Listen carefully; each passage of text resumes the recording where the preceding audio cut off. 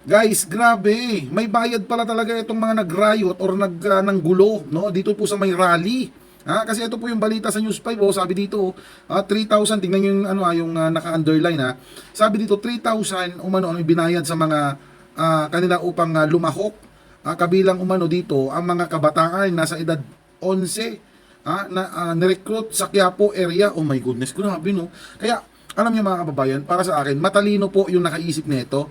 At hindi ho basta-bastang DDS lang to na, alam niyo yung mga, alam niyo naman ang qualification ng mga DDFs, di ba? Araw-araw na BOBO at TANGA yung mga yan Etong nagplano ho dito, hindi ho basta-basta to. Okay? Matalino, may alam ho ito, mga kababayan. Kasi bakit?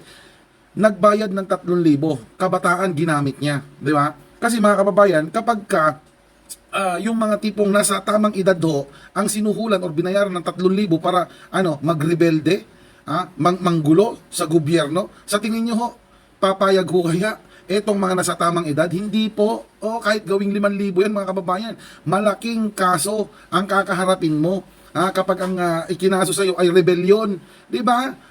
Bakit nga ba yung mga kabataan ang ginamit nila? Syempre mga kababayan, madali lang ho nilang mauto itong mga kabataan, 'di ba? Kaya sabi ko nga sa inyo, matalino po ang nagplano niyan. Ito pa, ang instruction para sa kanila mga kababayan, may instruction ito nasa baba.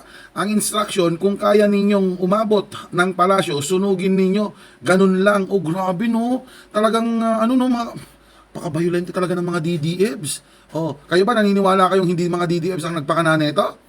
Kwento nyo sa bagong mga DDFs. Pakana nyo yan. Kayo nagbayad dyan, kayo nagpinanser dyan. Kayo mag-alala, nag-iimbestiga na ang kapulisan. Malalaman din ang katotohanan. Okay? At dun sa nagpinanser nito, kabahang ka na. Hahabulin ka ng batas. Okay?